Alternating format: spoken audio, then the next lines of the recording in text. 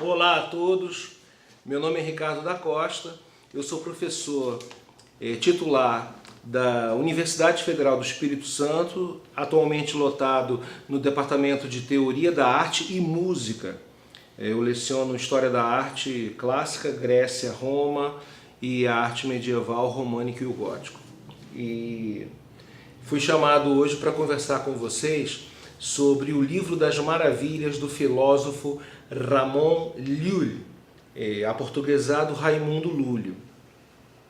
E foi uma grande satisfação poder falar, depois de alguns anos, desse trabalho do Livro das Maravilhas, que foi o primeiro trabalho, o primeiro projeto acadêmico registrado lá na Universidade Federal do Espírito Santo, quando então eu estava lotado no Departamento de História.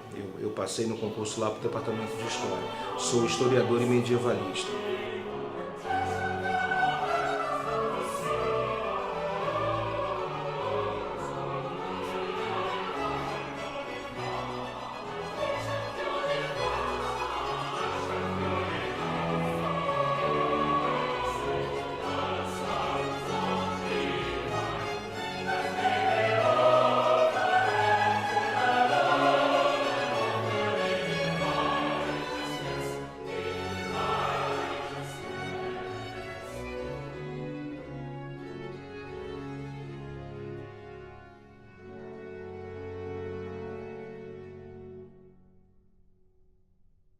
Pois bem, como é que eu conheci, vamos começar do início, como é que eu conheci Raimundo Lúlio?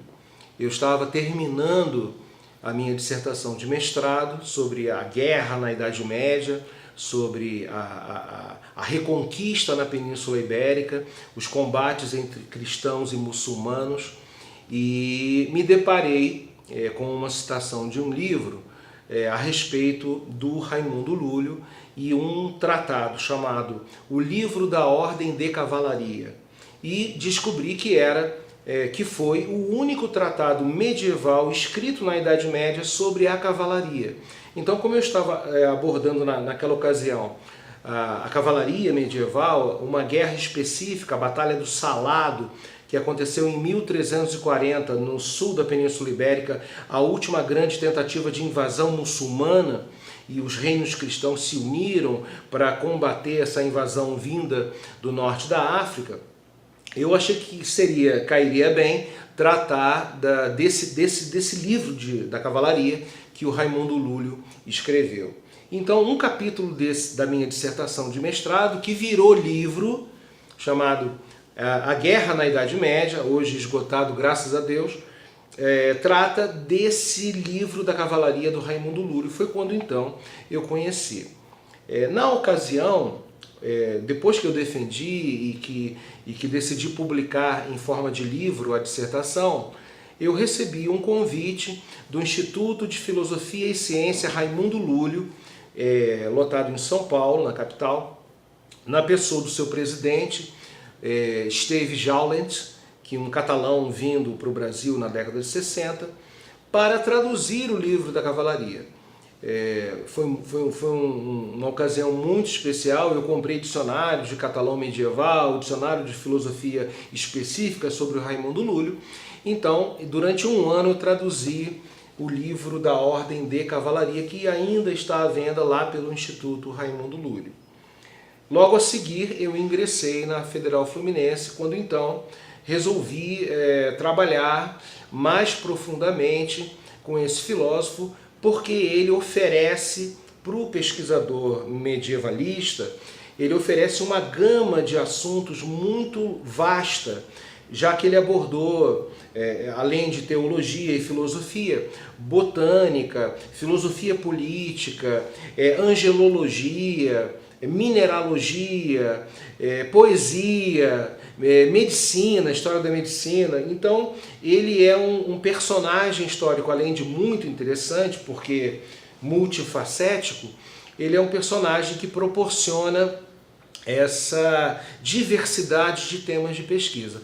E o primeiro tema de pesquisa foi justamente Fênix, ou o Livro das Maravilhas. Eu, na ocasião, comprei a edição, na época era a edição mais considerada do grande especialista inglês Anthony Bonner, que vive em Palma de Maiorca, obras seletas de Ramon Llull, que viveu entre 1232 e 1316. Praticamente todo esse volume 2, quase todo o volume 2, é dedicado ao texto original do Livro das Maravilhas. E durante cerca de 4 anos, lá na Federal do Espírito Santo, eu e mais um grupo de pesquisa que eu montei com alunos, nós fizemos a tradução do Livro das Maravilhas. E mais tarde, o Livro das Maravilhas foi publicado pela editora Scala, essa minha tradução, Lúlio Félix, o Livro das Maravilhas, volume 1 e o volume 2, parte 2, o Livro das Maravilhas. Fiquei muito feliz porque é uma edição popular, vendida na ocasião 2009, se não me engano, vendida em todas as bancas de jornal do país. E um dos capítulos, nós chamamos hoje de capítulos, mas na Idade Média eles chamavam de livros.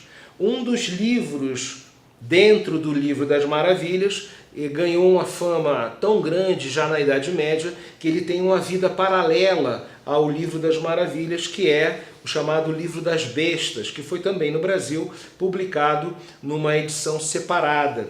E eu vou comentar o porquê dessa fama do Livro das Bestas, que é um dos capítulos do Livro das Maravilhas. Pois muito bem, mas antes de tratar do Félix ou o Livro das Maravilhas, é necessário uma breve, muito rápida contextualização desse filósofo que hoje é considerado um precursor, isso um pouco anacronicamente, tá? Um precursor do atual diálogo entre as religiões, ou pelo menos o tataravô desse desejo de representantes ou crentes ou católicos simplesmente de estabelecer um diálogo com o intuito de converter as outras religiões, no caso do Lúlio, o islamismo e o judaísmo. Então o Lúlio se encaixa numa virada da Idade Média para o mundo moderno.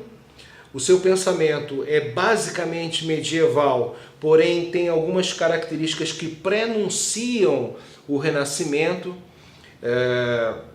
E é um personagem interessante porque, apesar de não ter sido religioso, não ter ingressado em nenhuma ordem religiosa, ele até ficou em dúvida se entrava para os franciscanos ou para os dominicanos, mas ele é um personagem laico, profundamente religioso, que sofreu uma conversão por volta dos 30 anos. Ele nasceu em Palma de Maiorca, na ilha de Maiorca, capital Palma, que uma geração antes havia sido reconquistada pelo rei de Aragão, Jaime I. O pai do filósofo participou dessa reconquista da ilha e com isso ganhou algumas terras na ilha e, portanto, pertencia à baixa nobreza catalã. E o Lúlio nasce então num ambiente bastante, digamos assim, miscigenado, bastante heterogêneo, onde conviviam cristãos, judeus e muçulmanos, uma sociedade mista, digamos assim. Cresce próximo da corte ou na corte do rei, no caso do rei Jaime II, o filho de Jaime I, e ele tem uma educação cavaleiresca. O que significa isso?